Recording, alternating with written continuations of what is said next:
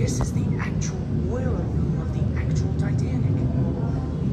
Strange no one uses these furnaces anymore, ever since the Titanic became a hotel and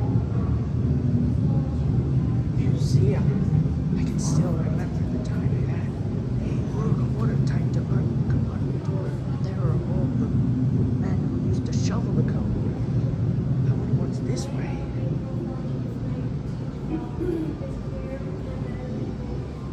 The Titanic received an SOS from its ships. Never heard about that. Oh, sorry. That's okay.